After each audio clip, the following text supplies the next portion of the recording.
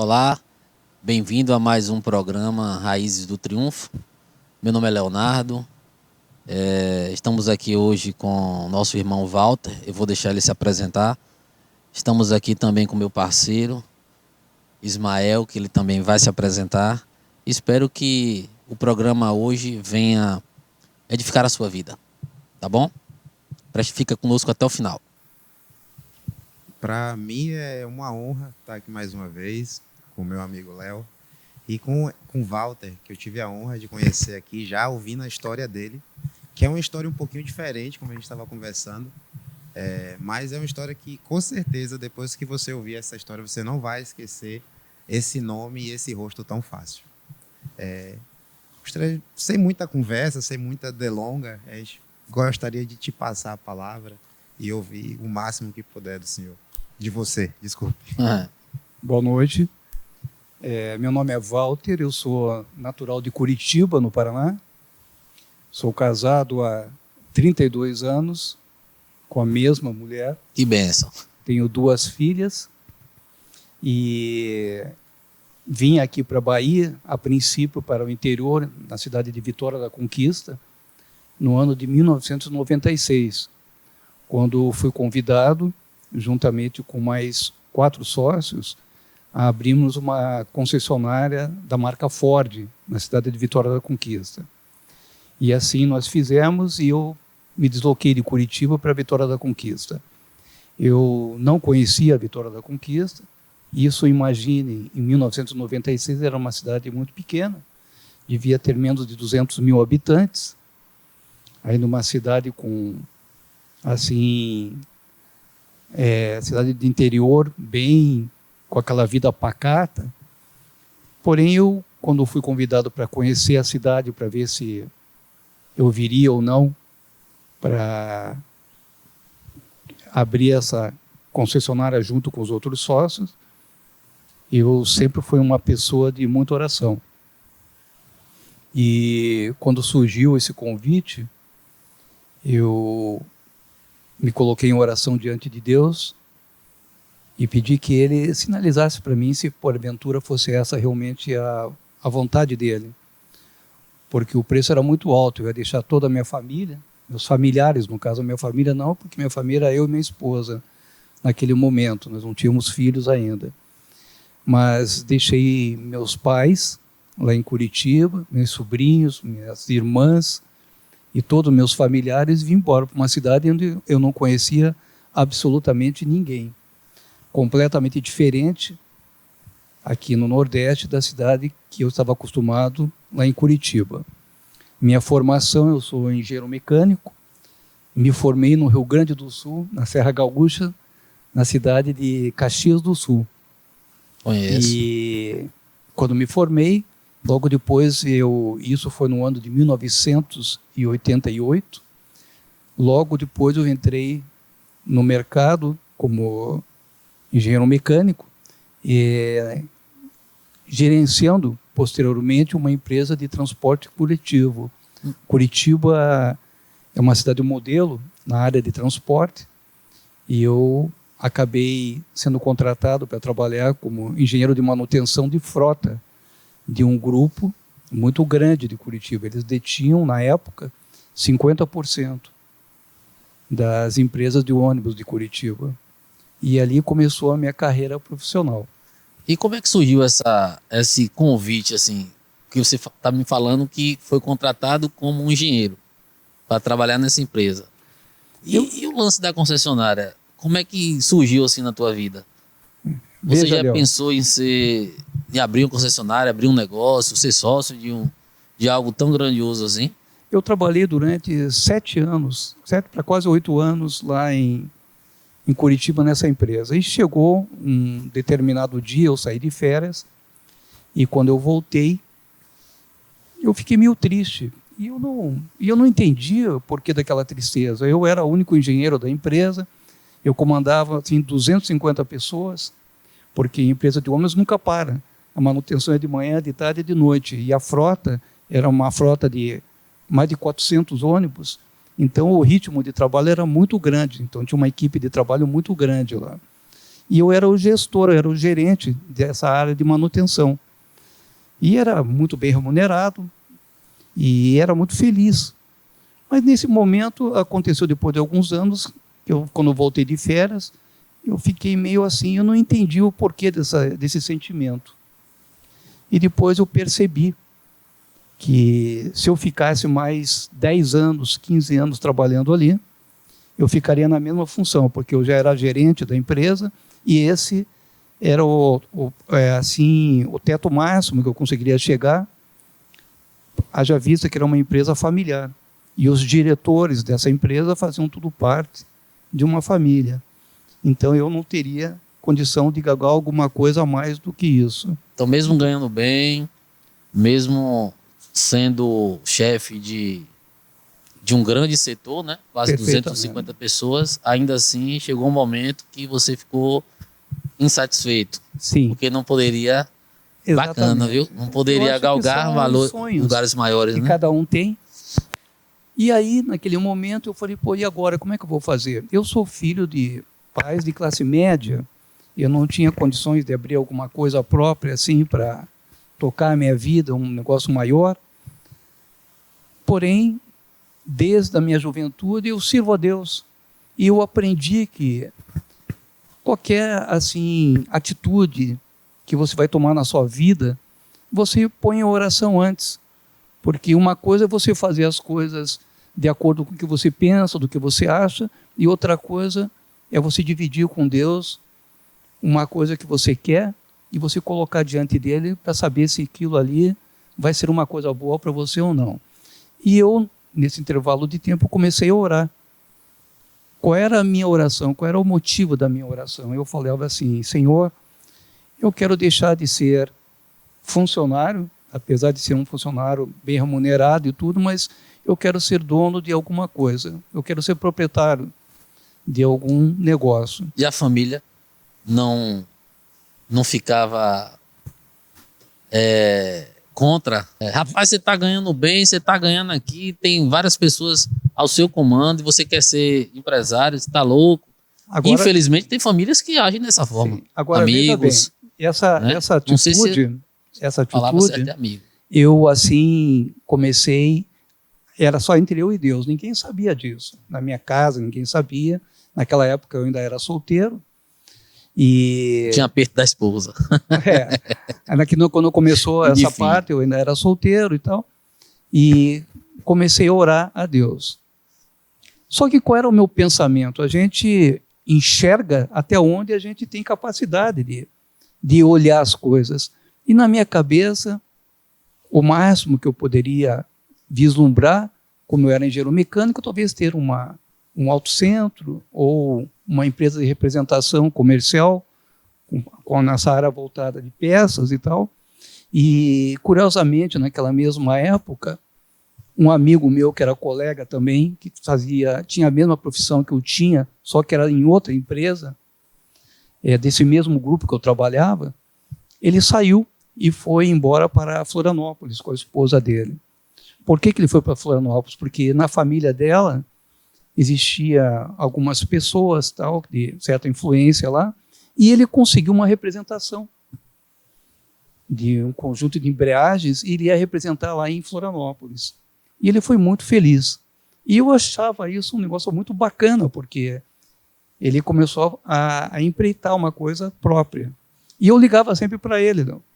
Depois de alguns meses. Então, como é que você está? Ele falou, olha, Walter, eu não ganho ainda o que a gente ganhava aí, mas eu estou muito feliz, porque as coisas estão acontecendo e tal. E eu sempre pensava sobre isso aí. E na minha imaginação, na minha cabeça, era isso que eu podia vislumbrar. E os anos, demorou uns 2 anos, nesse período de muita oração, para ver o que Deus tinha para mim. E um dia eu recebi um convite para ir trabalhar numa concessionária Fiat no interior aqui da Bahia. Só que eu tinha uma inquietação. Primeiro que naquela época eu não tinha interesse nenhum de vir aqui para ir para o interior da Bahia. Eu estava mexendo com algumas coisas de importação e estava praticamente tudo certo para acontecer. Mas no último momento aconteceu uma circunstância que não estava no script e tudo aquilo que estava para dar certo não deu certo. E aí eu fiquei no zero outra vez, sem uma perspectiva de abertura de alguma coisa. Mas só para a gente entender, tu trabalhava, recebeu a proposta para vir para o interior da Bahia, para ser sócio de uma concessionária, mas também tu tinha algo de importação, estava almejando pelo menos fazer algo com importação que não deu certo, e aí, porque não deu certo lá, você resolveu vir para o interior?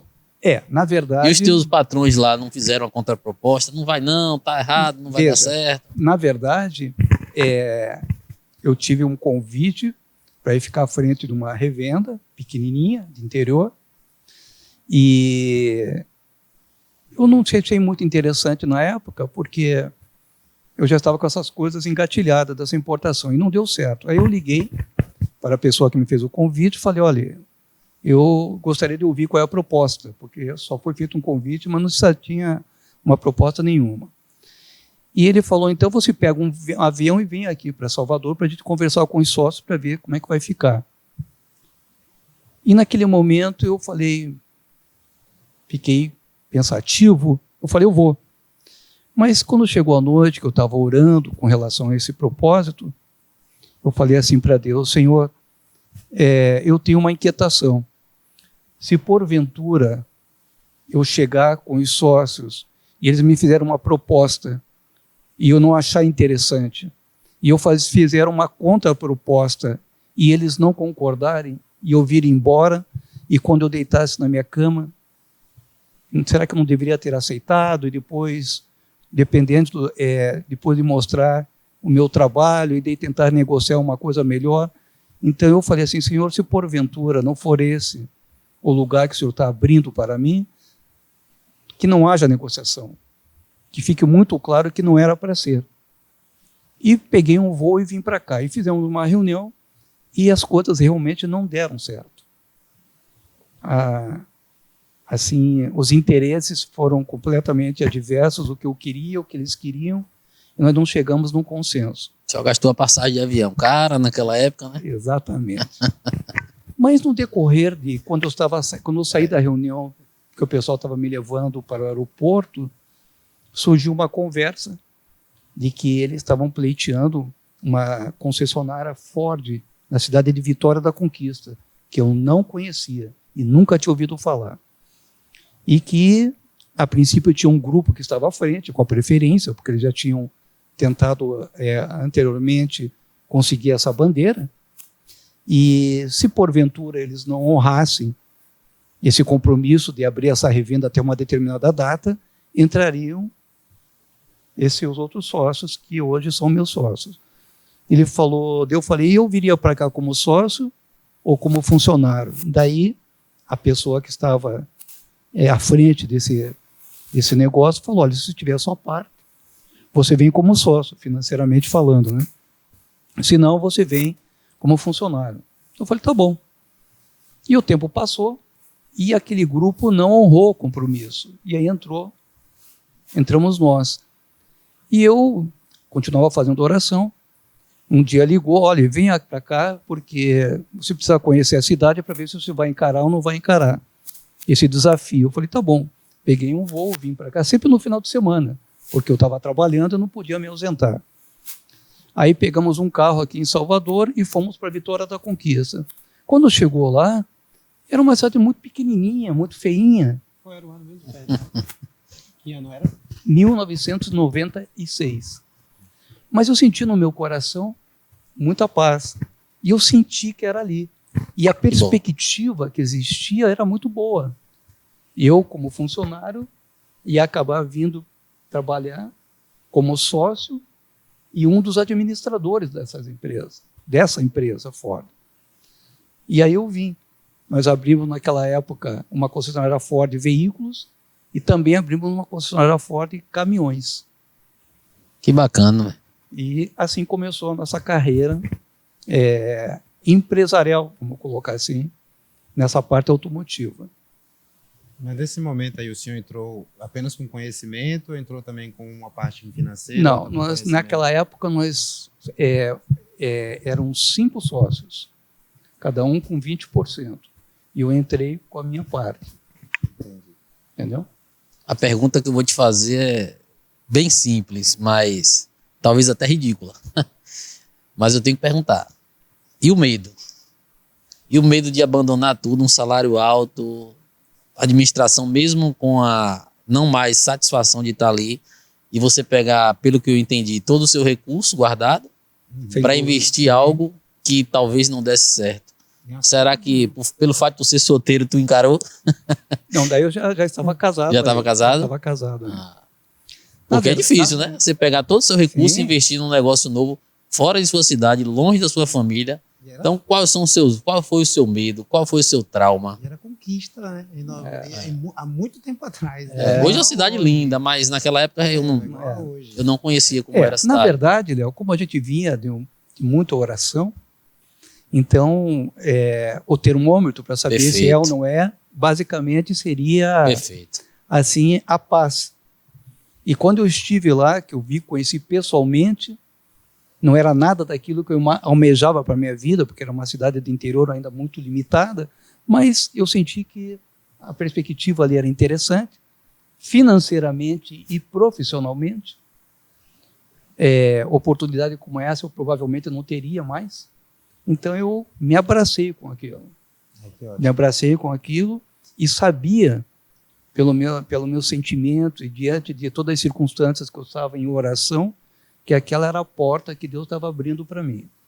E aí eu faço um parênteses aí.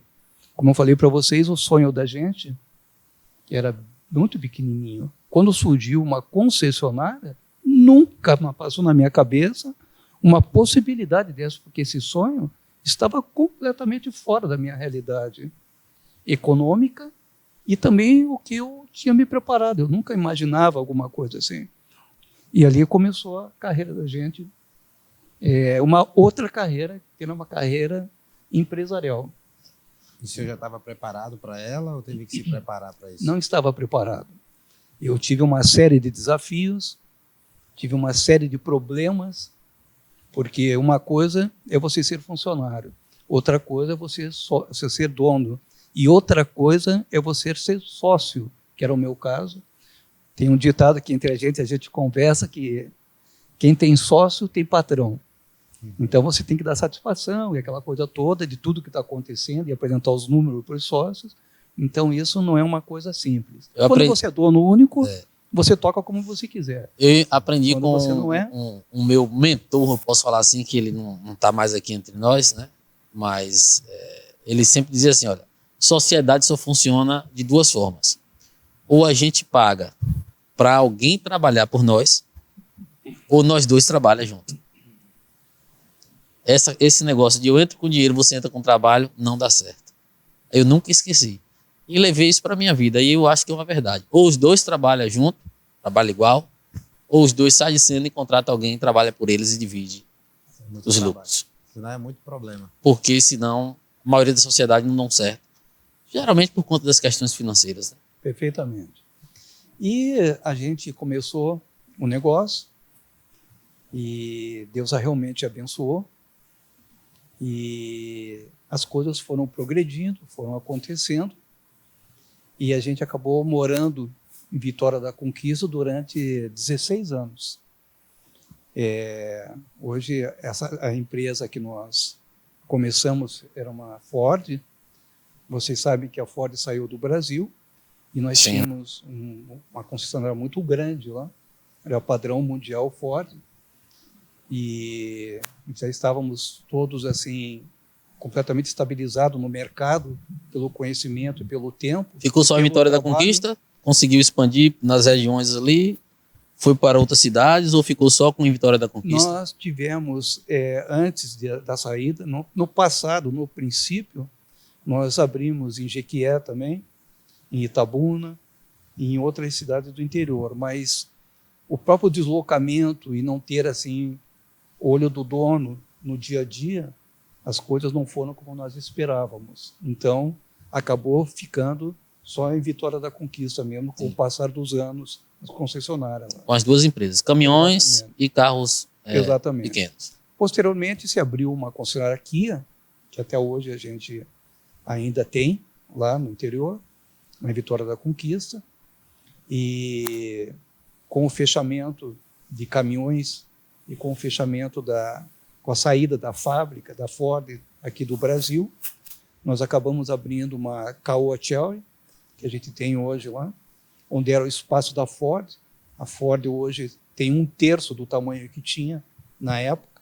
Então, hoje, se olhar de frente, tem a Ford, tem a Caoa Chery e tem uma parte de seminovos.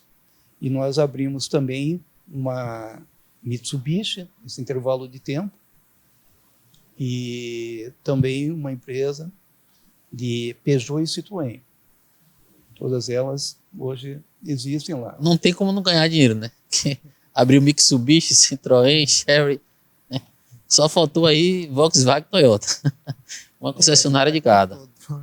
Para onde a água ia, você sabia, né? Tá na Mitsubishi agora, tá ali para fora. É que, na verdade, assim, as grandes marcas, todos os grupos querem.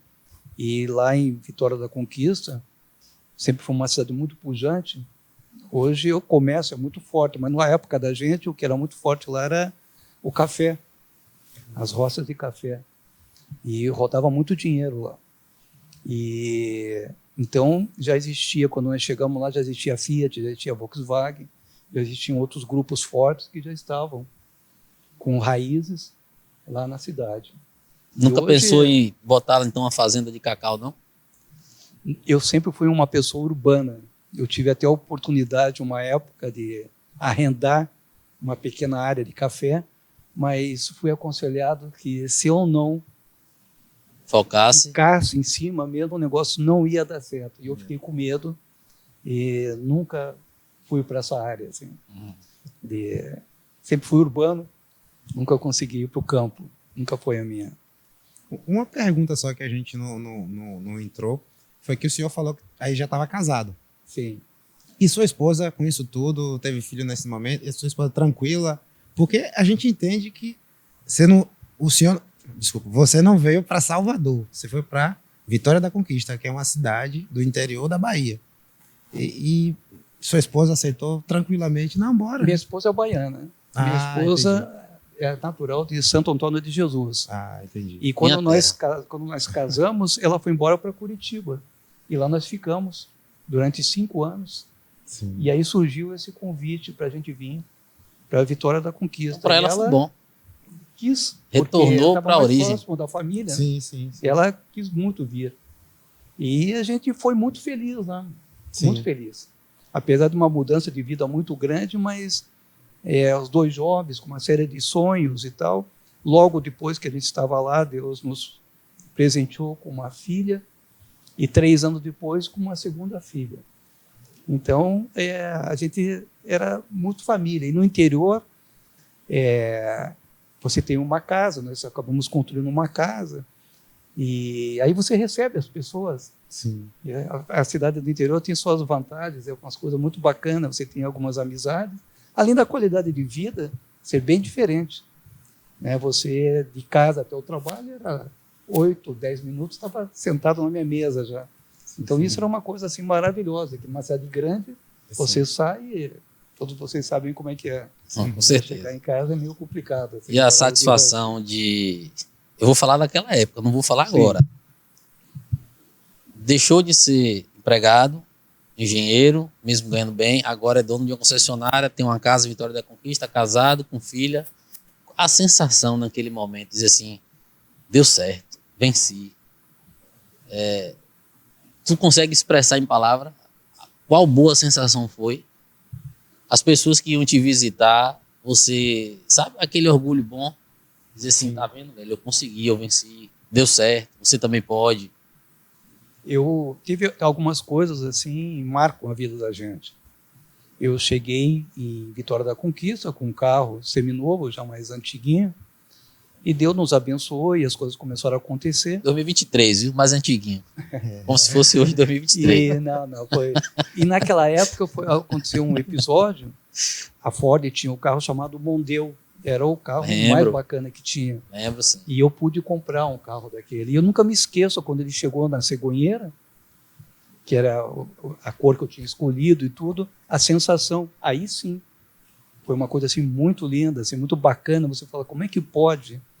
Eu ontem era um funcionário e tal, hoje eu estou aqui e tendo a realização e o sonho de ter um carro, que para mim era espetacular isso, que era um grande desejo de ter um carro zero e principalmente um carro desse quilate. Sim.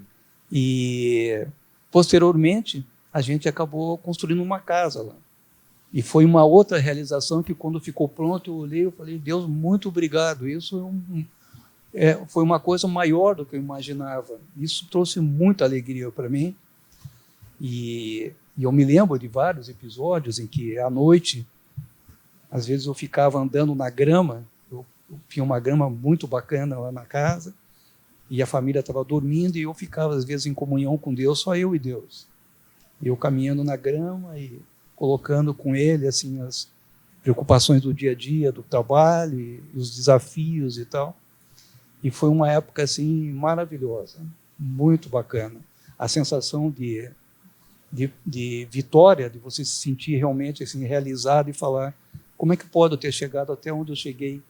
Nunca passou isso na minha cabeça. E isso realmente é o que a Bíblia fala que são as bênçãos de Deus. Sim. Deus é bom. Ele tem o tempo dele, ele tem a forma como ele age, mas saiba que se você persegue uma situação e ora a Deus e insiste e persiste, você vai receber. Só não irá receber porque Deus sabe o teu presente, o teu passado, o teu futuro, só não vai receber se isso, porventura, vai te trazer alguma coisa que não seja para o teu bem ou para o bem da sua família. Caso contrário, eu falo para vocês, Deus vai realizar o teu projeto, Deus vai atender a tua petição. Amém. É assim que eu creio. Assim que eu Amém. creio. Então, tua história, ela é até vitoriosa mesmo, porque a maioria dos testemunhos que a gente escuta, geralmente, vem de sofrimento, né? Assim, sem generalizar. 90% o cara sofre muito, o cara... Ele não. Ele, não sei a adolescência, a gente não conversou sobre a adolescência, a infância, mas ele vinha de um emprego bacana e sem sofrimento ele passou a ser empresário e realizou sonhos que ele nem imaginava. Então, realmente, Deus foi muito bom. Agora veja, Leão, como qualquer ser humano, a gente passa por grandes desafios. Assim, com e certeza. eu não fiquei fora desses Conta aí desafios. para mim um pouquinho desse desafio Pô, aí. muitas coisas, assim, as coisas... quando a gente veio de... Pra ver se esse leão é maior do que o meu. Se esse gigante, se tu derrubou, se eu vou derrubar ele também. Eu vou falar para vocês assim uma coisa. Eu vou sim, em nome de Jesus. Foi muito agraciado assim por premiações. Na época que nós estávamos à frente trabalhando assim na revenda, eu sempre, como eu sou engenheiro mecânico, eu sempre fui responsável pelo pós-venda na minha carreira profissional. E a nossa empresa, a Ford, no caso, ela tem um prêmio chamado Chairman's Award. Esse prêmio existe no mundo inteiro. É mais ou menos o executivo da companhia, o homem da companhia. E as empresas, assim, no Brasil, na época, eram em torno de 430 distribuidores Ford no Brasil inteiro, e os 10 melhores, a nível de satisfação do cliente, eram agraciados com esse prêmio. E a gente... Em 2000, foi a primeira vez que nós ganhamos esse prêmio, Que benção. a nossa empresa. E isso foi um negócio assim, muito bacana. Foi uma coisa muito especial. E depois ganhamos novamente o ano seguinte e ganhamos durante 5 anos. E as coisas começaram a ficar notórias, porque existia essa entrega desse prêmio, é sempre uma honra muito grande. Os sócios vão, na época a Ford reunia os gerentes, os sócios, por exemplo, consultor técnico. Então, era um evento assim, de mais de 1.000 pessoas. Sim. E aí eles entregavam os prêmios e tal. Normalmente, o presidente da Ford estava presente, toda a diretoria da Ford. Então, era uma coisa de muita honra, fora o prêmio. que o concessionário recebia normalmente com viagens internacionais e sempre algum sócio ia nessas viagens. E eu me lembro bem que as pessoas muitas vezes vinham de outros estados para ver como é que nós trabalhávamos, porque qual era o segredo de receber tantas premiações. Você virou uma referência. E a gente hoje vê, para você saber, o grupo da gente tinha várias concessionárias Ford, como ainda tem algumas concessionárias. Foi o grupo mais premiado com esse Chairmans no mundo. Nenhuma concessionária, nenhum grupo no mundo de Ford ganhou tantos prêmios como a gente ganhou, como nosso grupo ganhou, até hoje. É mesmo? Até hoje. Uau. Então isso foi uma coisa assim que não foi só do trabalho da gente, as outras empresas que pertencem a esse grupo também fizeram um trabalho muito exemplar, todo mundo muito dedicado, muito focado, e aconteceu o que aconteceu, de ser assim o grupo mais agraciado com essas premiações no mundo. Bacana. Então, isso é um negócio muito bacana. Você falou bem de fé, bastante de fé, que perseverou, que sempre orou ao Senhor para saber se esse direcionamento vinha da parte de Deus. Você hoje é cristão, né, evangélico, mas naquela época você já era cristão? Sim. Já era evangélico? Sim. Eu conheci a parte cristã. Cristã. Já era cristão, já era evangélico? Com uns 14 a 15 anos. Mas eu ainda era muito jovem, um pé na igreja, um pé fora da igreja. Seus pais te levaram ou você conheceu? Na verdade, vou ali na igreja. Minha mãe conheceu. Nós frequentávamos a igreja presbiteriana na época. E eu ia na igreja. Naquela época, não era nos domingos, essas coisas. Mas sempre eu tive alguma coisa assim de ligação com Deus. Eu, na verdade, minha mãe me falou depois que ela conheceu o cristianismo, ainda quando ela era jovem, um pouco antes de casar. E quando ela casou com meu pai, ela acabou me consagrando a Deus ainda no ventre dela. Coisas que eu fiz com as minhas filhas. Depois que eu casei, eu já sabia disso. Eu sabia que quando a gente consagra algo a Deus, Deus nunca esquece e Deus nunca rejeita. Amém. E eu, na minha época de juventude, fiz muitas coisas que não eram bom, perdi alguns amigos por acidente, por circunstâncias assim, da coisa de juventude, e Deus me preservou muitas e muitas e muitas vezes da morte, de acidentes, de coisas que eram para ter acontecido, e era nítido que era a mão de Deus me preservando. E com esse aprendizado dos anos, quando minhas filhas estavam para nascer ainda, estavam no ventre da minha mulher, apesar de não frequentar a igreja evangélica, mas é uma mulher temente a Deus, é cristã também, e sempre nós nos ajoelhamos, e quando as coisas apertavam, como até hoje aperto, a gente juntos procurava assim a resposta de Deus, o caminho de Deus, para como é que a gente faz, para onde que a gente vai. E o grande desafio que eu tenho ainda hoje é passar esse legado para as minhas filhas, porque amanhã elas terão filhos, e a gente sabe que a palavra de Deus diz que quando nós somos abençoados por Deus, até 1000 gerações Ele nos abençoa. Então eu, como pai, eu tenho essa atribuição, essa responsabilidade de passar para as minhas filhas como é que seria, essa comunhão, esse relacionamento entre Deus e o ser humano. Perfeito. Basicamente, esse é assim, o desafio que eu acho que hoje em dia é o maior desafio que nós temos como pais, né? Quem tem família, para manter uma família unida hoje, eu só consigo ver a coisa para ser feliz e ter a união realmente como família com a presença de Deus. Sem a presença de Deus, eu vejo hoje muita dificuldade para que as coisas deem certo. Se Ele não estiver no centro, junto, nos ajudando, nos auxiliando, não permitindo que quando a gente cai, a gente permaneça caído. E aí vem a misericórdia de Deus, que é o que nos trouxe até hoje e que creio que vai ficar conosco até o final.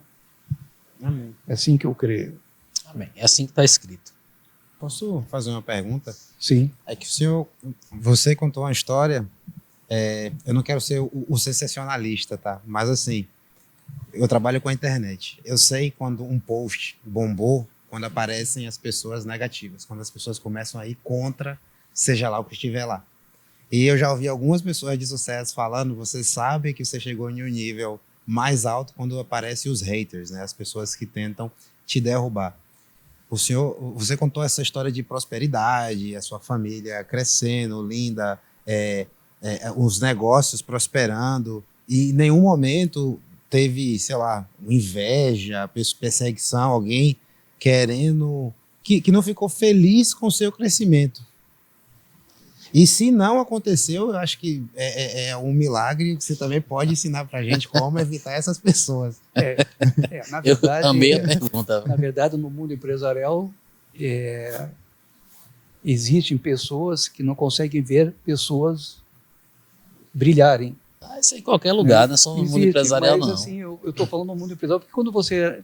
Na época como gerente também eu tinha, mas daí era um outro tipo de mundo.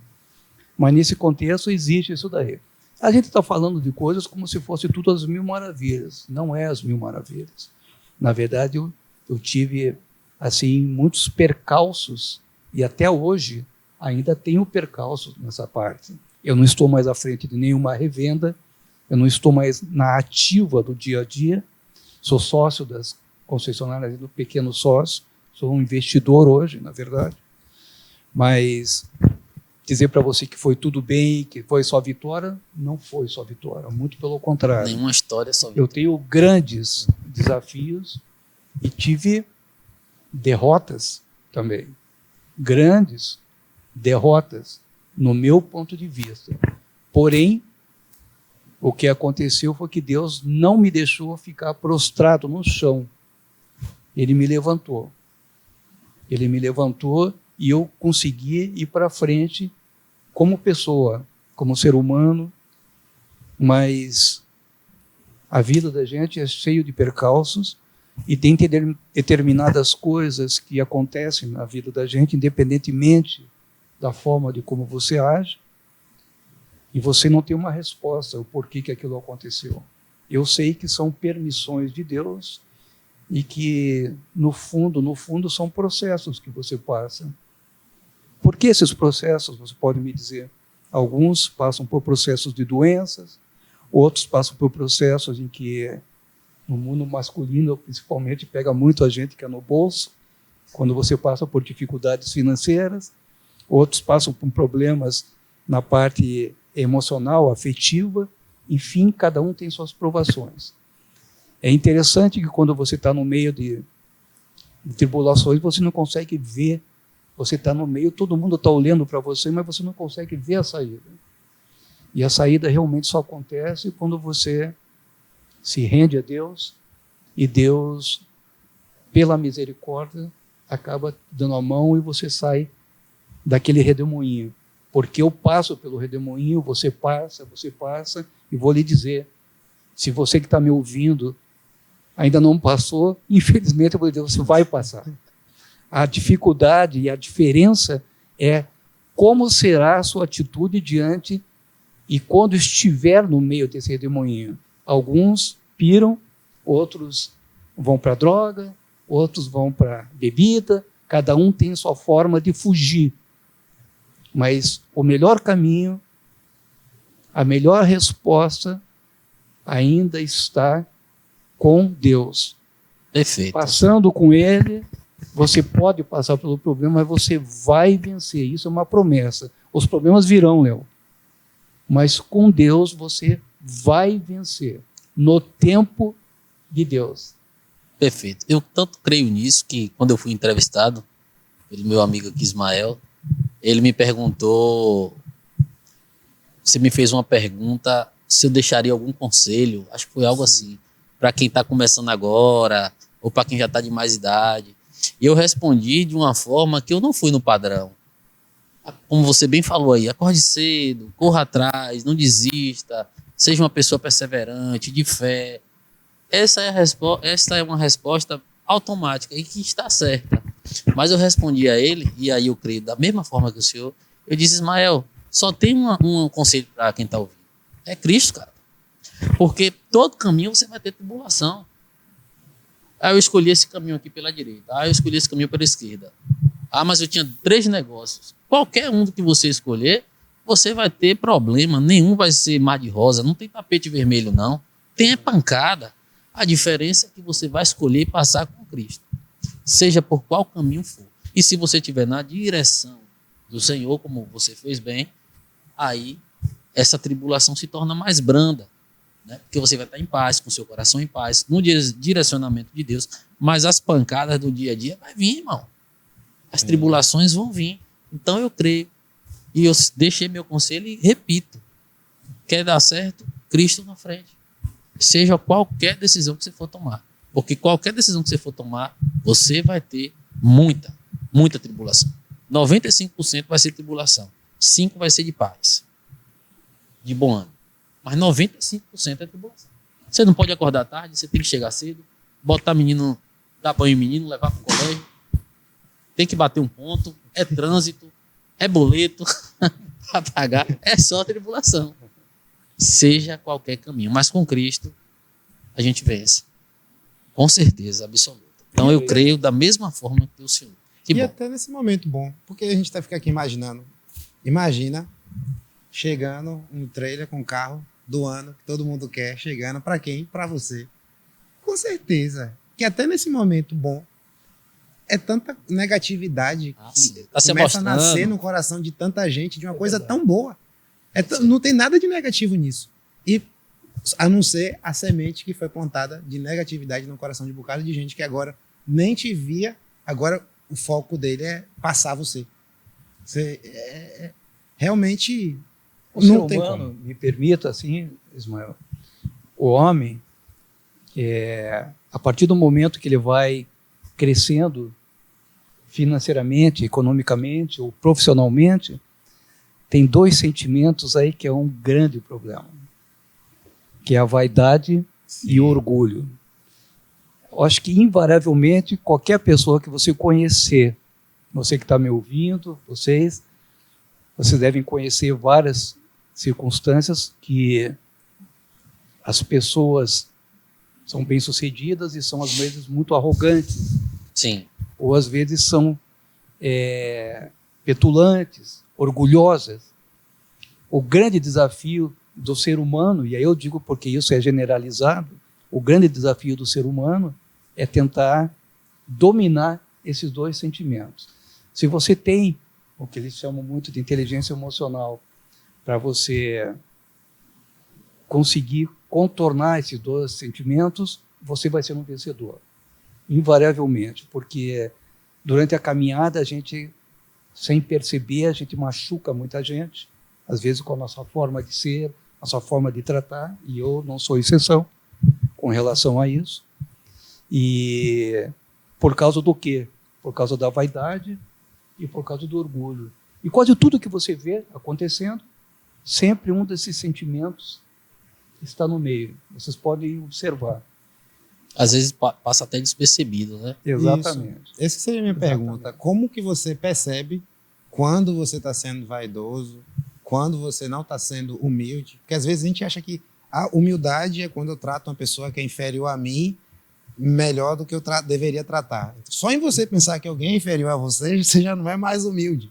Então, às vezes até na procura da tal humildade, como é que você se percebia e se podava, digamos assim? Eu não percebia, eu achava que eu tinha uma determinada humildade, mas depois eu descobri que eu achava, mas as outras pessoas que estavam próximas de mim não achavam isso. Então você perguntou. Então, uma coisa é o que você acha em relação a você.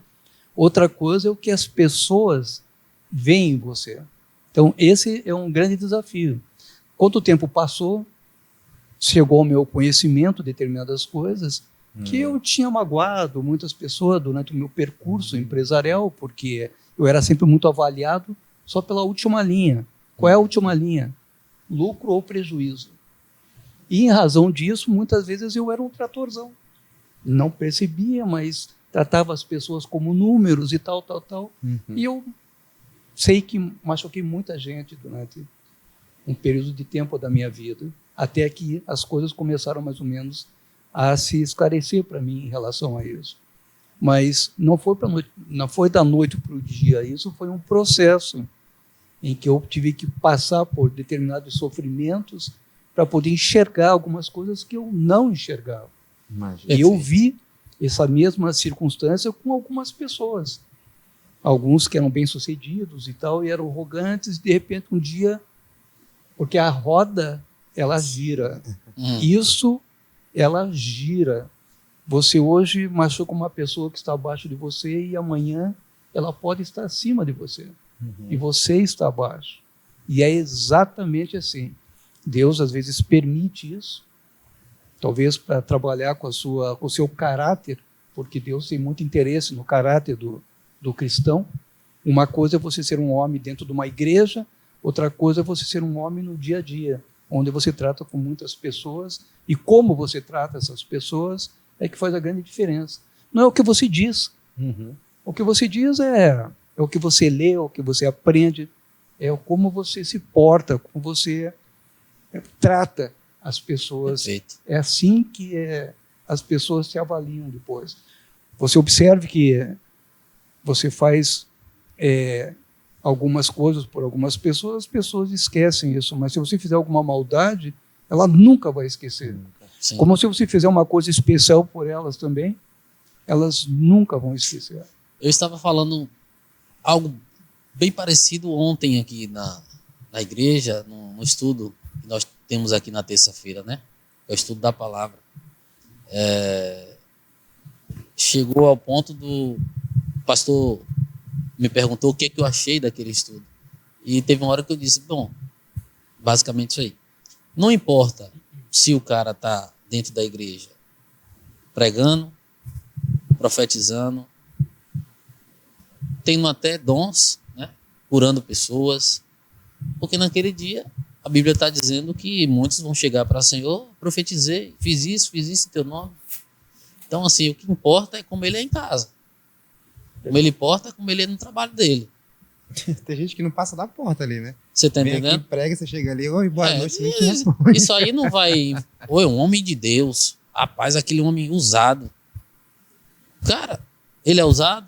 Tá, beleza, glória a Deus. Agora, bora ver como é que ele é no dia a dia, com as pessoas, com o trato. É isso que vai mostrar o caráter. Se realmente ele é um homem de Deus ou não. Mas pelo fato dele simplesmente pregar, profetizar, entregar uma revelação, fazer um paralítico andar ali, que não é ele, é a fé do paralítico, é a fé em Deus. Isso. Então, isso não é medição, se é homem de Deus ou não. Mas o caráter, sim. Então, perfeita essa colocação. Né? Como tratar as pessoas, como as pessoas te veem. Isso aí, sim, é de extrema importância. É isso que vale a pena mesmo. Agora, tu tocou no assunto, antes de falar sobre isso, sobre doença. Você falou aqui que às vezes a gente fica doente, né, e tal. Não me recordo, você falou agora, mas, perdão, eu realmente esqueci o conteúdo pelo qual você citou a doença. Mas eu queria chamar a atenção porque eu sei que você passou por um problema sério de Covid, né? Sério mesmo. Então, eu queria que tu contasse um pouquinho. Porque eu sei que foi... Foi uma história bem... Foi quase que vai para o braço do Senhor mais cedo. Eu estava falando para vocês que Deus lapida a nosso caráter no sofrimento. É assim que eu acho que é. E em 2021, no auge da pandemia, em fevereiro de 2021, finalzinho, eu não fiquei muito bacana, não fiquei muito legal, e se falava muito sobre a Covid, e eu fui fazer o teste de Covid e eu estava com Covid. Tu foi bom fazer o teste. Tive que fazer o teste, porque eu já não estava muito bem, você não tava E eu- Aí já não estava bem. E eu tinha bronquite desde 1 ano e meio de idade. E a Covid, ela ataca o pulmão da pessoa. E eu fui fazer os exames e a médica me pediu uma imagem do meu pulmão para ver como é que estava. E naquele dia, meu pulmão já estava comprometido. No dia seguinte, ela me pediu novamente para repetir. E meu pulmão já estava bem pior. De um dia Eu para o fui outro. de um dia para o outro. E ela não me deixou sair do hospital. Falou, olha, peço para sua mulher trazer as suas roupas para cá, porque você vai ficar por aqui. E eu fiquei no hospital. E 4, 5 dias depois eu fui para a UTI. As coisas se agravaram e eu fui para a UTI. E eu fiquei quase 1 mês na UTI. E eu nunca tinha tido uma experiência de ficar em hospital, eu não sabia como é que era. Graças a Deus sempre tive uma saúde bacana. Quando não tinha alguma coisa, eu nunca tinha ido para o hospital, de ficar internado, essas coisas. E nessa época da Covid, a gente acabou indo para uma UTI. E era um verdadeiro filme de terror, porque estava acontecendo aquela mortandade toda, e as pessoas não tinham contato com outras pessoas, e cada um reage de uma forma. Por isso que às vezes eu fico olhando e falo, como é que as pessoas conseguem subsistir, conseguem acordar no dia seguinte e correr atrás se não tem Deus? Porque elas passam por determinadas circunstâncias que eu não consigo me colocar no lugar delas, e isso de uma forma geral, sem ter o auxílio de Deus, cara. Porque a vida às vezes é muito dura para as pessoas. E naquele momento eu entrei na UTI e foi um constrangimento para mim, porque as pessoas me davam banho. Eu comecei a ficar cada vez pior, eu usava oxigênio assim, na potência máxima, eu não conseguia respirar. E para eu fazer assim, para eu me mexer na cama e levantar para comer alguma coisa, eu não conseguia, não tinha respiração, para vocês terem uma ideia. Quando Meu eu ia Deus. almoçar ou comer qualquer coisa, eu demorava 1 hora, porque eu colocava um pouquinho e ficava com dificuldade com a máscara, respirando e mastigando devagar para eu não me afogar, então era uma dificuldade enorme. E naquele momento eu vi o quanto você é insignificante diante das circunstâncias, porque eu ali defecava e urinava na cama, e as pessoas iam depois e me davam um banho de gato, que eles chamam, né, com esponja, essas coisas. Eu falava, como é que pode, cara? A gente não é nada, cara. E ali foi um grande aprendizado para mim, porque você vê que você acha que é alguma coisa, mas você não é nada.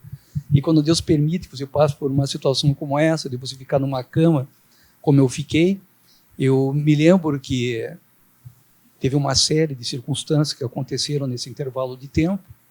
Eu mesmo, durante umas 2 vezes, joguei a toalha, achava que eu não queria mais viver, eu não tinha mais força para viver. E tive uma experiência bastante interessante, numa certa feita.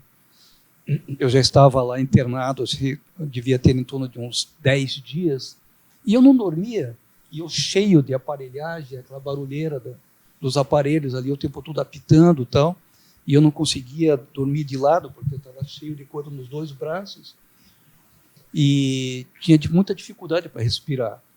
Então eles me colocavam de que eles chamam de prona. Prona é quando você fica com a barriga para baixo. Só que o pescoço fica de lado, assim, né? Porque para você poder respirar. E aí eu dava uma melhorada. E sempre com o tubo de oxigênio no máximo, no máximo. Um dia, e eu tinha muito medo, Léo, eu acho que era o medo de todos que eram internados, de ser entubado.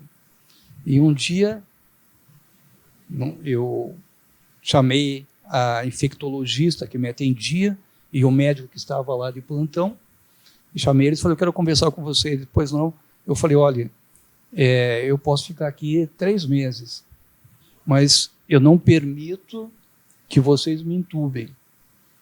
Eles não gostaram de ouvir aquilo, porque não tinha nada a ver eu fazer esse tipo de coisa.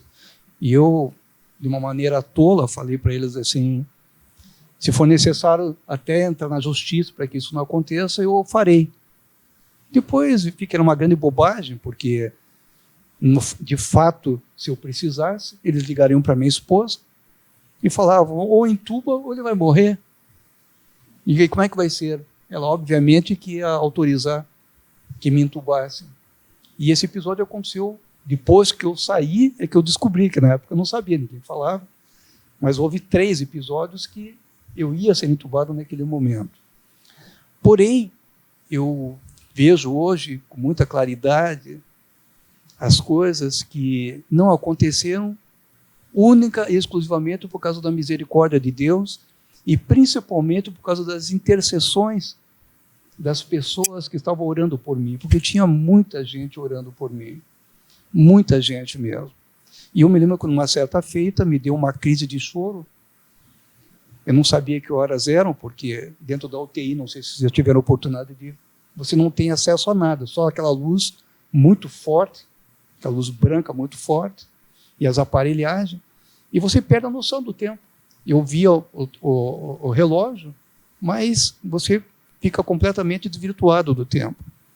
E um dia me deu um desespero, eu estava numa UTI, não podia gritar, eu peguei o travesseiro, coloquei no rosto e comecei a gritar. E alguém entrou, eu senti que alguém entrou no apartamento, no quarto onde estava. No caso, eu estava lá no Aliança.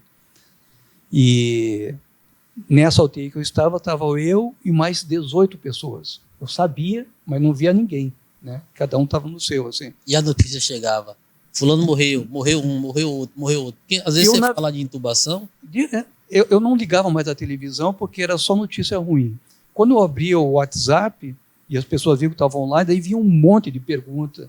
E aí eu ficava irritado, eu estava muito nervoso e às vezes não respondia, tal, era uma dificuldade. Eu ficava quase sempre sem a televisão e sem o celular. Poucas vezes eu ligava o celular para falar com as pessoas. Eu ficava vendo, às vezes, ouvindo pregações, músicas, mas eu não conseguia ficar falando muito com as pessoas. Mas nesse dia que eu falei que deu esse desespero, eu achei que eu não ia resistir, tal, eu não ia aguentar, porque toda hora estavam te picando, estavam tirando sangue, muita dor, muito sofrimento. Entrou alguém no quarto. Quando eu olhei, era infectologista, eram 6 horas da manhã.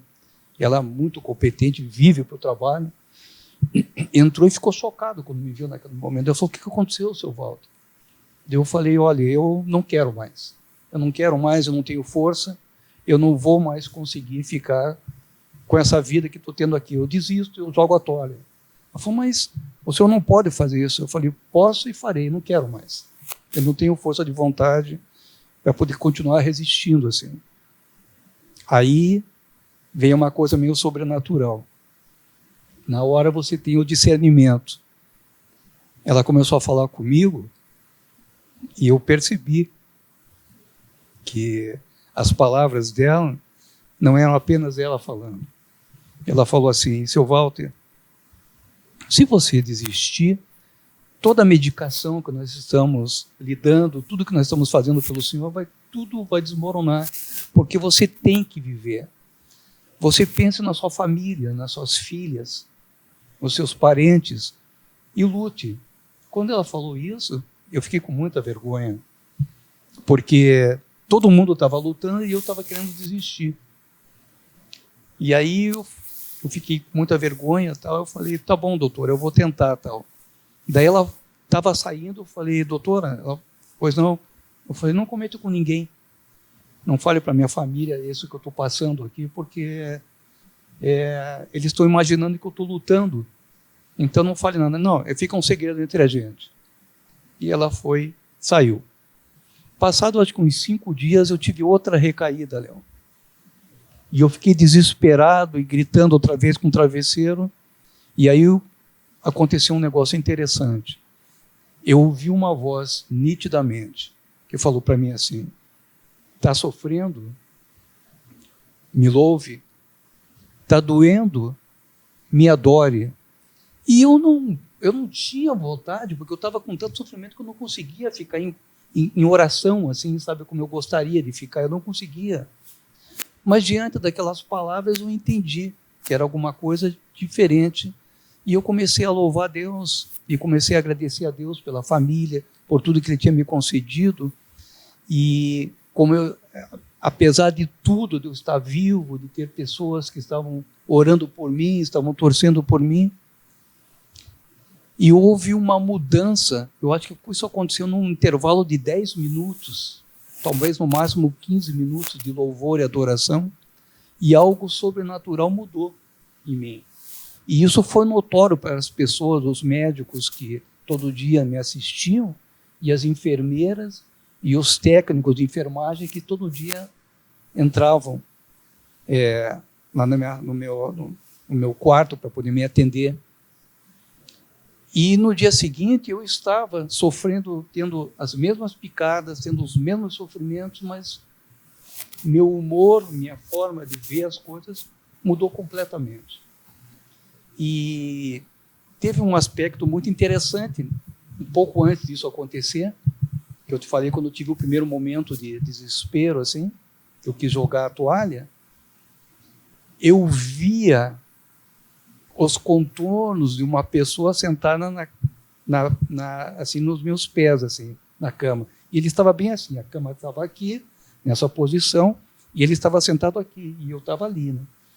Então ele ficava assim, e eu via ele fazendo assim com o pé, daí ele olhava para mim, e eu fechava o olho, eu falei, eu vou tentar me comunicar, mas eu não conseguia, porque eu via assim, todo o contorno da pessoa, era como se fosse um neon de redor dela, mas eu não conseguia falar com ela. Eu sabia que era um anjo ou algo assim, mas eu não conseguia me comunicar. E isso ficou comigo durante alguns dias, até o momento em que eu falei para vocês dessa oração, que Deus falou para louvá-lo, e a partir dali, no dia seguinte, essa presença sumiu, desapareceu. Hoje eu interpreto que ali ou era meu anjo da guarda, ou era um anjo que o Senhor mandou, porque eu estava na iminência, talvez da morte, porque eu acho que isso não era a vontade de Deus, mas eu estava entregando os pontos, e talvez em razão disso isso acontecesse. E Deus, na sua misericórdia, me mandou alguém angelical, alguém dos céus, alguém celestial, para ficar comigo enquanto as coisas estavam acontecendo. Assim. Uhum. Eu me lembro que nesse intervalo de tempo, algum dia depois, eu liguei a televisão e comecei a ver os jornais, e estavam morrendo 4.500 pessoas por dia. Eu não sabia, porque eu estava por fora de tudo. Eu não sabia que estava assim, 4.500 pessoas morrendo. Eu fiquei chocado quando eu vi esse negócio, assim, sabe? E eu ficava sabendo depois que fulano tinha... Foi na época que eu me internei, Lázaro se internou também, no mesmo dia. Até comentaram que ele estava entrando lá no hospital, mas depois não era ele, não. Era outra pessoa lá importante, que eu não sei quem foi. E foi essa luta, e naquele intervalo de tempo, eu tinha muito tempo para poder ficar em comunhão com Deus, e por causa do sofrimento, uma série de coisas mudou na minha vida, por causa daqueles momentos naquela cama, e eu fiz uma retrospectiva de tudo que eu tinha vivido, de tudo que eu tinha feito, e Deus me trouxe na lembrança, na memória, muitas coisas desde juventude, e eu fui pedindo perdão a Deus com relação a uma série de coisas que eu fiz, e que eu me arrependi com o passar dos anos, assim, e Deus me perdoou. Então eu me sentia preparado que, se porventura Deus me levasse, eu estava preparado para ir embora para casa, para ir embora com Ele. Mas não foi o meu momento. Então eu sei, porque sei que Deus tem alguma coisa para realizar por intermédio da minha vida para alguém. Perfeito. Ou para algumas pessoas, entendeu, Léo? Perfeito. É assim. Sua história não acabou. Assim. Exatamente. Seu projeto, a história não acabou. não acabou. A história não acabou. Ainda tem alguma coisa ainda, que são propósitos de Deus, que eu ainda estou descobrindo. Estou descobrindo. E vamos ver aonde que vai dar esse caminho. Todo dia, né? 100% recuperado hoje? Todos os dias. 100% recuperado hoje? 100% recuperado, graças a Deus. Apesar das pessoas falarem que ficam algumas sequelas, a Covid sempre deixa algumas sequelas, e nesse ano foi um ano muito difícil, depois de ter passado por todo esse processo de UTI.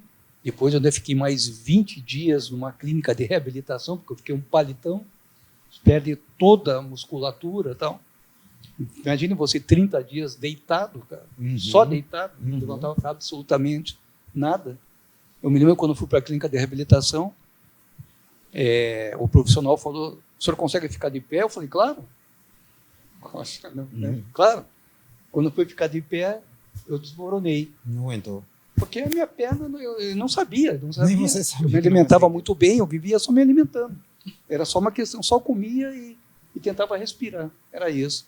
E teve um episódio que me marcou muito, vocês vejam como é que são as coisas. Foi quando, depois de 30 dias de UTI, eles foram me levar para a semi-UTI. E me levaram para a semi-UTI na cadeira de roda, e eu cheguei na semi-UTI e eu queria tomar um banho. E aí eu entrei com a cadeira de roda no chuveiro quente. E a sensação, cara, foi indescritível. Um banho.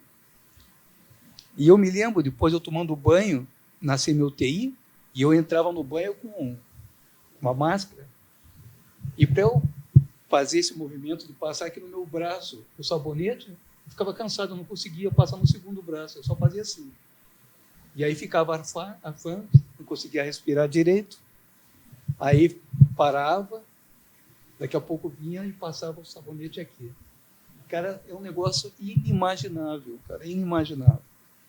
Quando eu saí dali, depois de 20 dias, que eles chamam de que eu desmamei, que eu comecei a respirar sozinho, porque eu não conseguia respirar sozinho, eu fui para casa. E aí comecei a fazer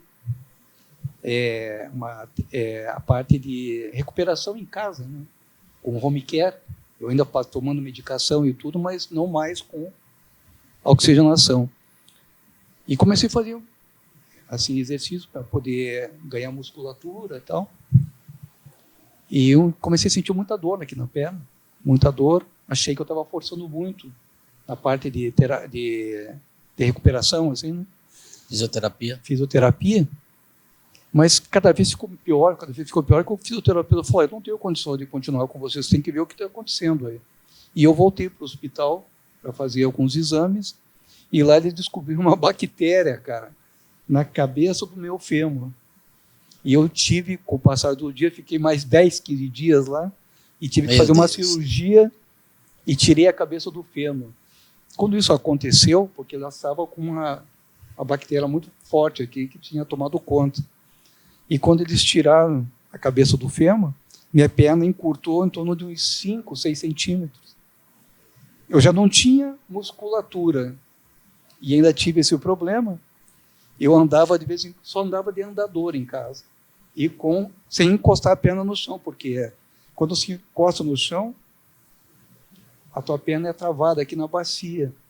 E eu fiquei sem, durante um período de 6 meses, que é um prognóstico que eles fazem, né, na verdade, para você ficar tomando antibiótico, para depois disso eles fazerem a cirurgia para colocar a prótese. E eu fiquei 6 meses dentro de casa, andando com andador.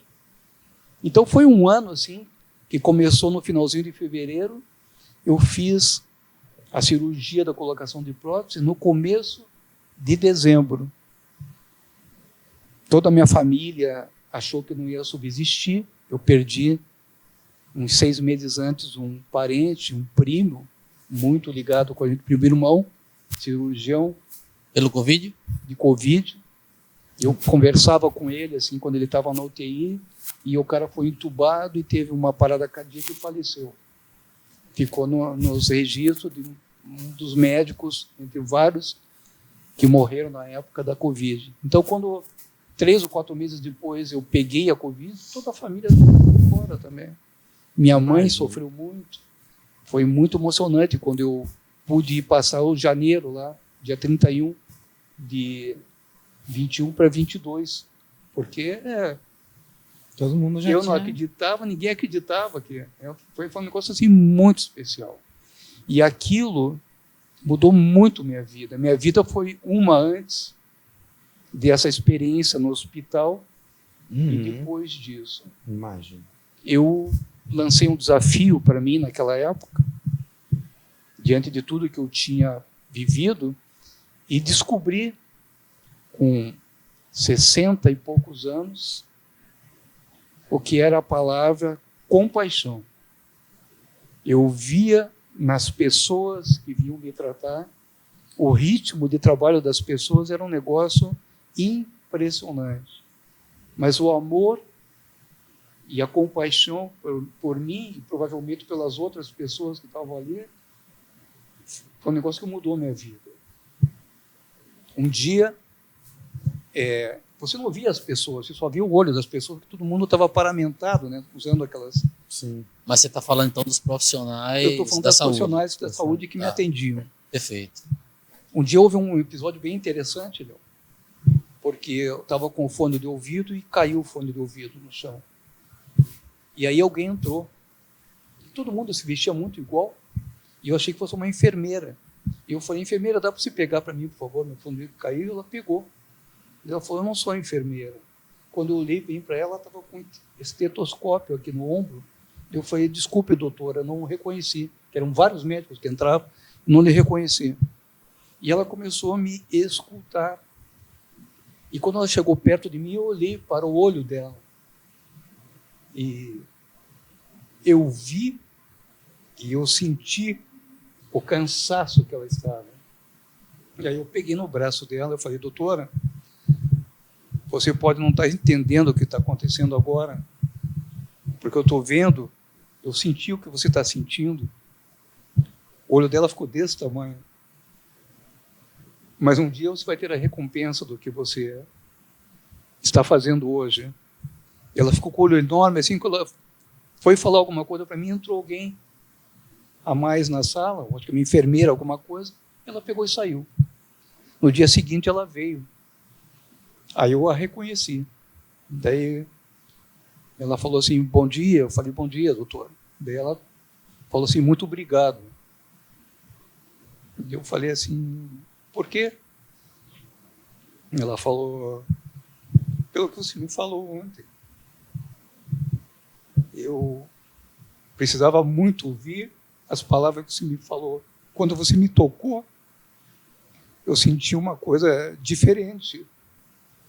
E veio me agradecer. E a gente ficou amigo depois, sabe? Ficou amigo. Porque naquele momento ninguém tocava em ninguém.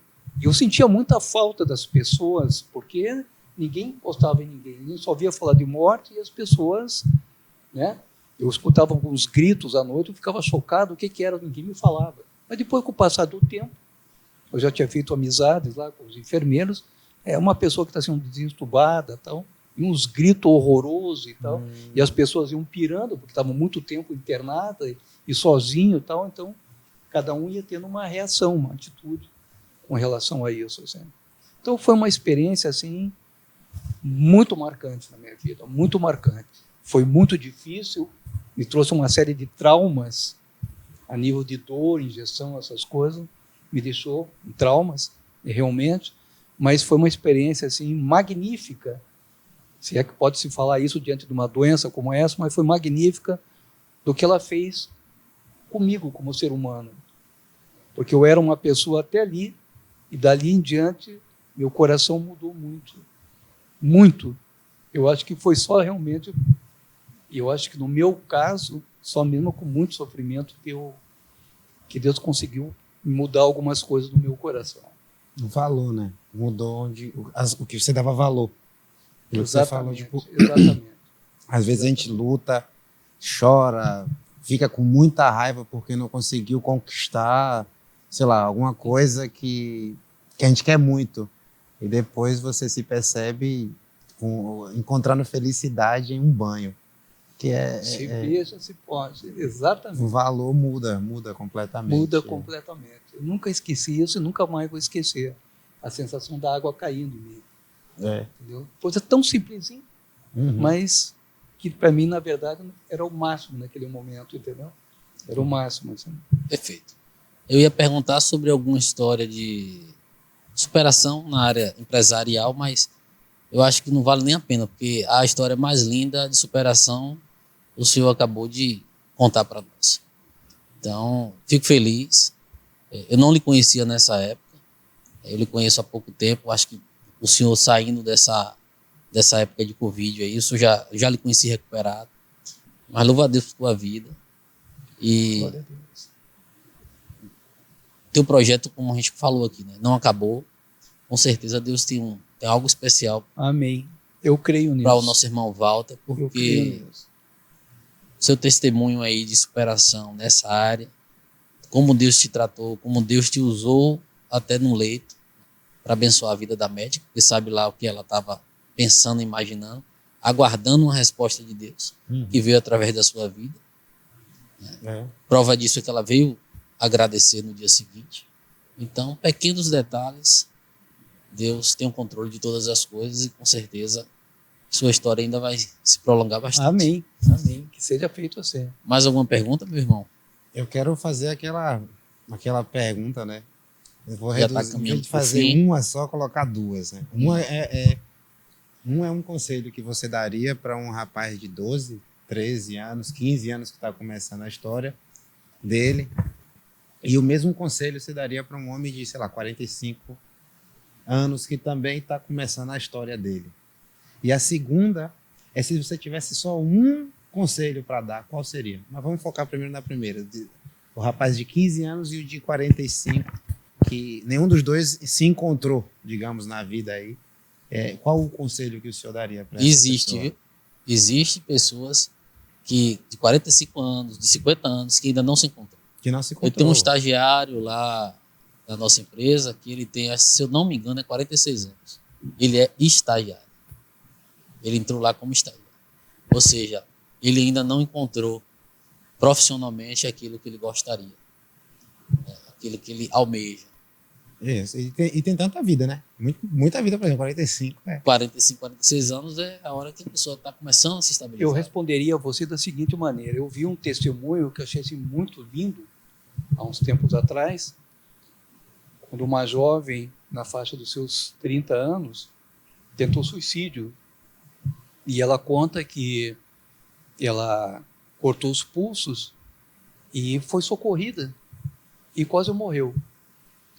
E quando nós estávamos no hospital, né, se recuperando, um médico entrou no quarto dela tal, e perguntou para ela assim, por que você fez isso? Ela falou assim, porque eu não queria mais viver a minha vida muito ruim, sem sentido, as coisas não aconteciam como eu queria que acontecesse, e aí eu resolvi largar tudo, porque eu não queria mais viver. Daí ele falou assim, você não sabe, mas um dia você vai saber o porquê de todos esses episódios que você passou na sua vida. E ela falou que ele saiu e depois entrou uma enfermeira. Daí ela falou, enfermeira, dá para você chamar o doutor que estava aqui agora? Ela falou, qual o doutor? Ele falou, doutor que saiu daqui a poucos instantes. Ela falou, nenhum doutor entrou aqui e nem saiu. Eu que estou aqui cuidando de você, não tem nenhum doutor aqui. Mas eu acabei de falar com ele. Ele falou comigo. Daí ela falou assim, ele falou para ela assim, nunca desista. Aí ele pegou o aparelho, aquele que fica marcando o batimento cardíaco.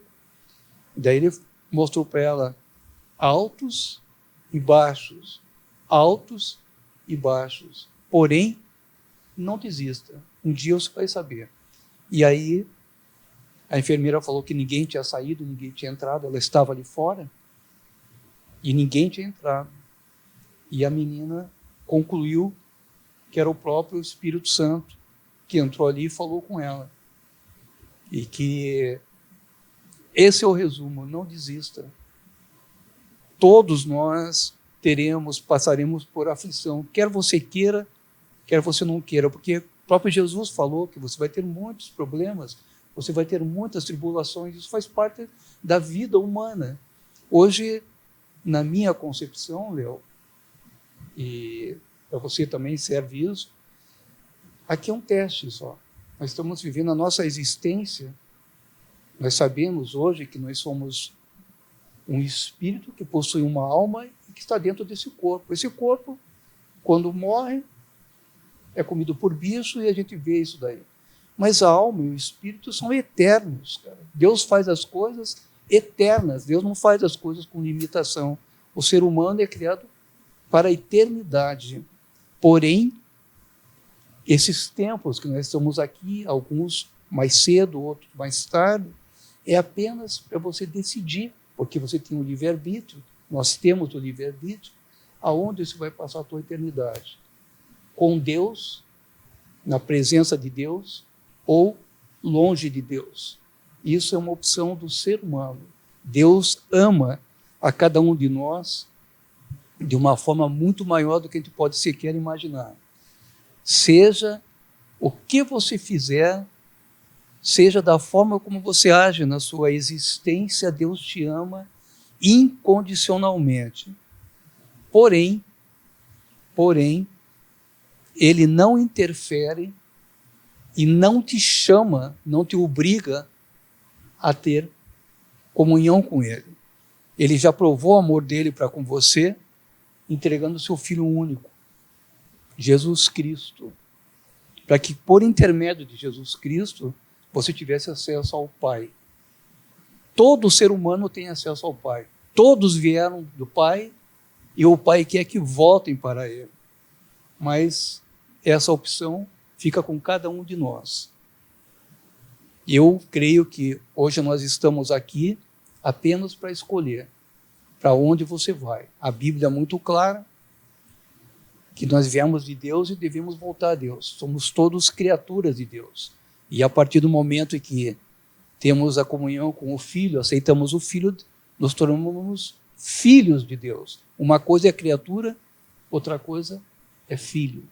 Uhum. E como filho, a Bíblia nos garante que nós somos herdeiros de tudo que Deus e Jesus, que também é Deus, fez por nós e para nós. Eu creio na eternidade, eu creio na vida depois dessa e almejo em conhecer essa vida depois dessa que nós estamos vivendo. E sei, pelos todos os acontecimentos que nós estamos vivendo, que a volta do Senhor Jesus Cristo está na iminência das coisas acontecerem. O tempo está cada vez mais acelerado, as coisas estão cada vez mais acontecendo, e por mais que você seja uma pessoa que não creia muito nisso, é incontestável o que nós estamos vendo hoje em dia com os seres humanos, é incontestável o que nós estamos vendo com a natureza, é incontestável o que nós estamos vendo da forma como todos estão vivendo. E mesmo dentro das igrejas, a apostasia, o desvio da verdade é uma coisa notória. Mas isso não é para ninguém ficar impressionado. Isso Jesus já falou que aconteceria nos últimos dias.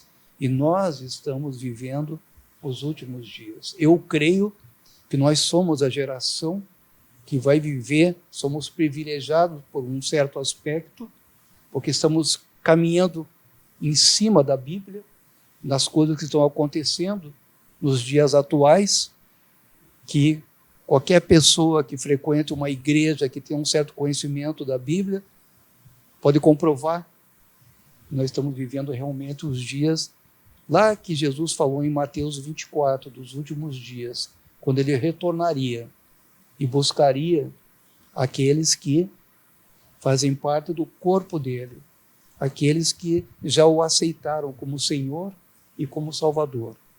E nós fazemos parte. E você que está me ouvindo, eu espero realmente que você procure Jesus Cristo, porque Ele é real, Ele existe, Ele te ama, independentemente do que você fez, do que você fez no passado, faz no presente ou fará no futuro. O amor dele é incondicional.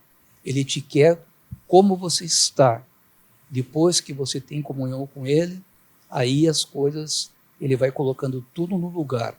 Mas venha exatamente como você está. Deus te ama como você está hoje e quer você com Ele para o resto da eternidade, porque você foi feito para viver a eternidade. Você nunca vai morrer, a sua alma nunca vai morrer. Você nunca vai morrer.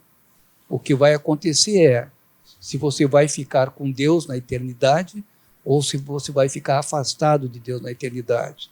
E aí existe toda essa conversa, que é bíblica, inclusive, de inferno, de seja lá como se for, essa palavra que se diz, que as religiões, cada uma fala de uma certa forma.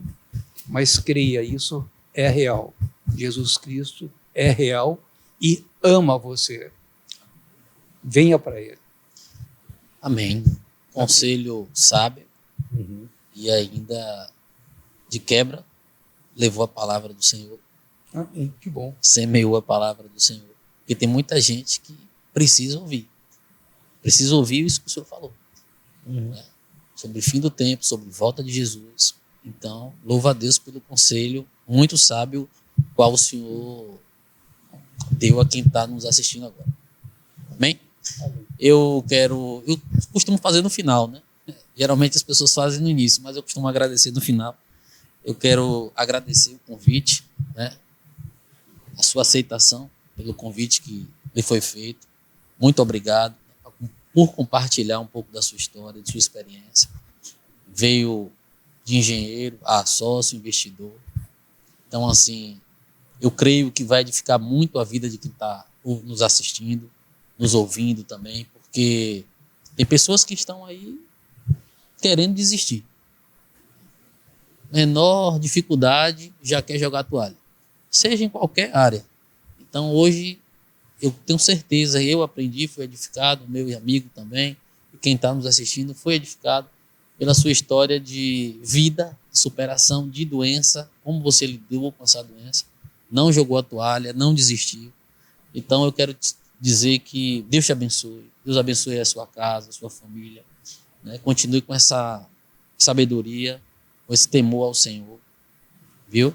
Fico muito grato, muito feliz de tê-lo como amigo, tê-los aqui no nosso programa Raiz do Triunfo, que é feito para edificar. E quero te convidar outras vezes para poder estar aqui, ou no podcast, quando a gente estiver falando de outros assuntos, que não deu tempo de tratar aqui, né? A gente ainda está lançando um projeto que às vezes a gente vai falar de alguns assuntos da Bíblia, lá no podcast, trazer alguns assuntos para bater o papo, reunir 3, 4, 5 pessoas para a gente dialogar e discutir sobre isso. Eu quero tua presença. É uma honra. Tá bom? Muito obrigado. Muito obrigado por essa honra que vocês me deram de poder partilhar um pouco A gente fica da honrado. minha vida com vocês. Muito obrigado a você que está nos ouvindo e espero que o que nós conversamos aqui, as nossas experiências, o que nós vivemos, sirva para alguma coisa para a sua vida. E a mensagem final é: não desista. Amém. Deus tem um plano, Deus tem um propósito para com a tua vida. Assim como tem com a minha, assim como tem com a de vocês, Ele certamente, eu falo com você com muita assim, segurança, Deus tem um propósito para a tua vida. Muito obrigado. Amém. Você que nos ouviu até o final, que gostou, né? Compartilha a nossa página, manda para seus amigos, porque alguém pode estar precisando ouvir um calento, um carinho, um conforto do Senhor, que pode ser encontrado no testemunho de vida do meu irmão. E nesse programa que é feito com carinho para edificar a sua vida. Tá bom? Muito obrigado e até o próximo programa semana que vem. Meu amigo Ismael. Segue a gente nas redes sociais todas, a gente está em todo lugar. E assim, quero agradecer, eu tenho certeza, do mesmo jeito que eu fui edificado, eu tenho certeza que as pessoas que vão assistir aí vão ser edificadas talvez até mais, ou talvez muito menos, porque eu fui bastante edificado hoje. A gente já tinha até comentado, né? A gente estava esperando essa entrevista já há muito tempo, a gente queria já compartilhar essa... e ouvir de novo, E agora, graças a Deus, vou ter a oportunidade de ouvir várias vezes e procurar os detalhes. E no podcast a gente vai fazer perguntas bem mais detalhadas. Sim, sim. Bom, forte abraço, pessoal. Tchau, tchau.